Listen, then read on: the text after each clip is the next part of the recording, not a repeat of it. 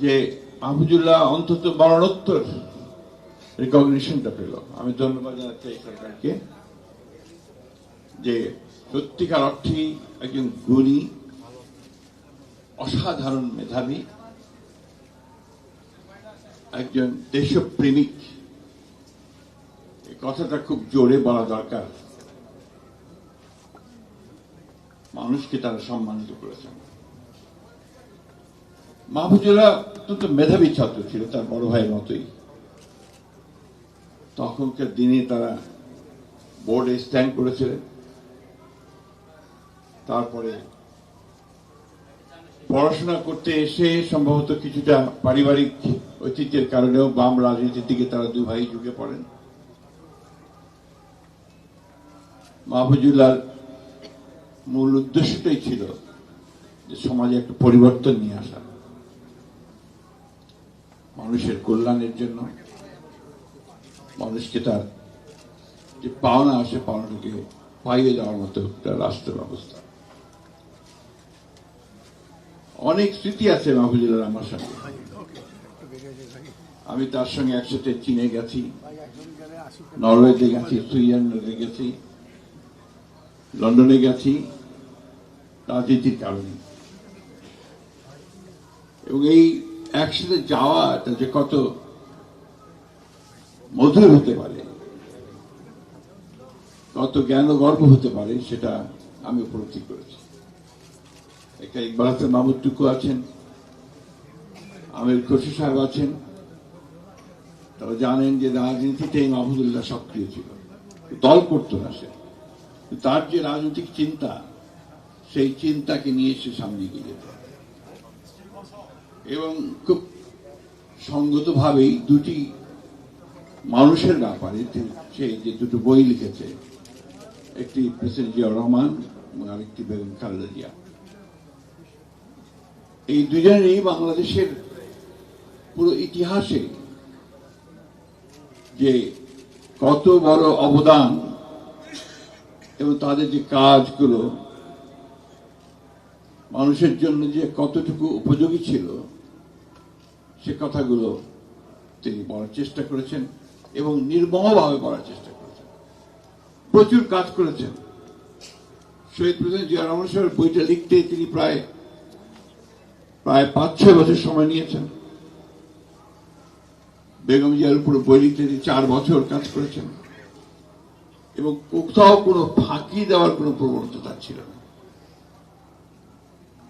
অন্যান্য বইগুলোর কথা বলেছে, ছাত্র ইউনিয়নের ইতিহাস, 69 গণ আন্দোলনের ইতিহাস, আর কোনটাতেই সে শুধু যে ঐতিহাসিকভাবে লিখে গেছে তা নয়, হি ওয়াজ পার্টি অফ ইট।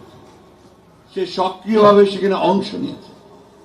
আমি সবচেয়ে বেশি আমার মনে পড়ে যে 14 নির্বাচনের পরে, 18 নির্বাচনের আগে এই সময়টা সে অনেক কাজ করেছে এবং তখন সমস্ত দলগুলোকে ঐক্যবদ্ধ করবার জন্য মাহফুজুল্লাহ ভাই যে প্রচেষ্টা ছিল, আরেকজন ছিলেন জাফরুল্লাহ ভাই, অসাধারণ প্রচেষ্টা। এবং তারা ছিলেন বলেই সেদিন বোধহয় সেই বাম ডান সবাই মিলে একটা জায়গায় আসা সম্ভব হয়েছিল। একেবারেই গণতন্ত্রে বিশ্বাসী মানুষ ছিলেন এবং সেই গণতন্ত্রকে প্রতিষ্ঠা দেওয়ার জন্য তিনি কাজ করেছেন। ছাত্র জীবনে আমরা সবাই জানি যে আমরা সবাই বেশিরভাগই বিপ্লবী রাজনীতির সঙ্গে জড়িত ছিলাম। মাহবুব ভাই এখন আছেন, আমরা তো শ্রেণী শত্রু খতম করার স্লোগানও দিয়েছি মাহবুব ভাই।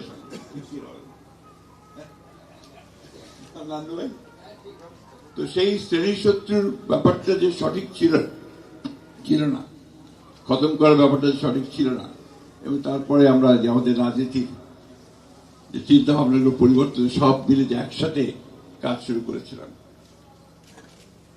আজকে অত্যন্ত আশাবাদী আমরা সবাই, সেই ফ্যাসিবাদের পরিবর্তন হয়েছে, ফ্যাসিবাদ পালিয়ে গেছে এবং সেই আন্দোলনের মধ্য দিয়ে পালিয়েছে।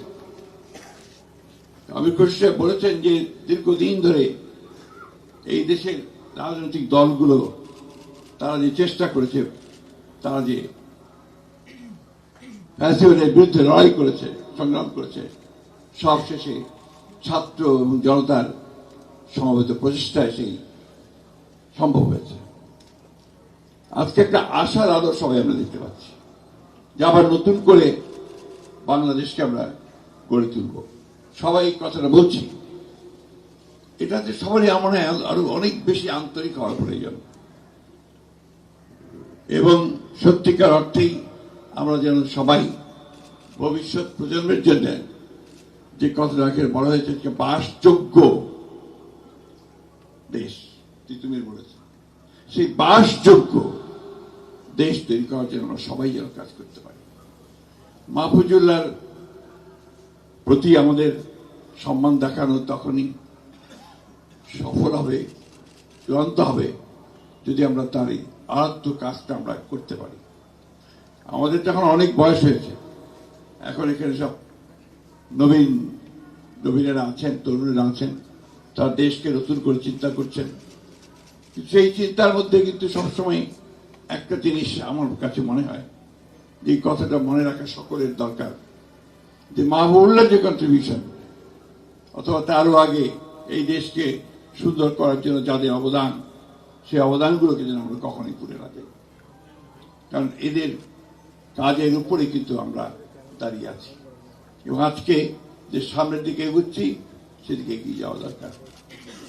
অত্যন্ত প্রগতিশীল মানুষ ছিলেন মাহফুজুল্লাহ এবং কালোকে কালো বলতে দ্বিধা করতেন না, সাদাকে সাদা বলতে দ্বিধা করতেন না।